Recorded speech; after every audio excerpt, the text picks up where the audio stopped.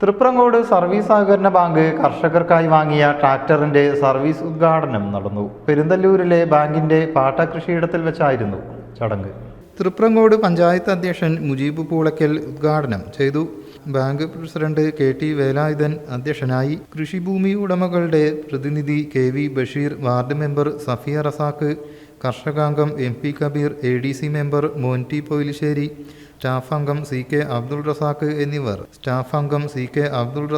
എന്നിവർ സംസാരിച്ചു.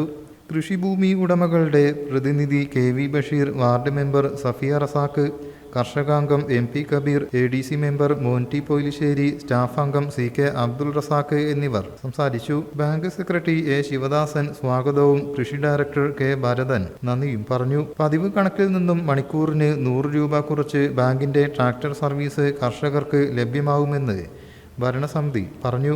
ഓഗസ്റ്റ് 17-ന് കർഷക ദിനത്തിൽ ബാങ്കിന്റെ 4 ബ്രാഞ്ചുകളിലും കർഷകർക്കായി കുരുമുളക് വള്ളികൾ വിതരണം ചെയ്യുമെന്നും ബാങ്ക് അധികൃതർ അറിയിച്ചു. News bureau, Tirur.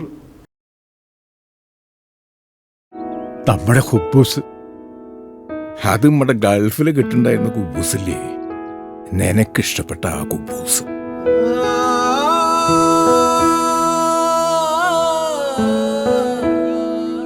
പ്രവാസികൾക്ക് മാത്രല്ല, ഇപ്പൊ നാട്ടിൽ എല്ലാവർക്കും അൽദാൻ കുബൂസ് മാത്രം മതി.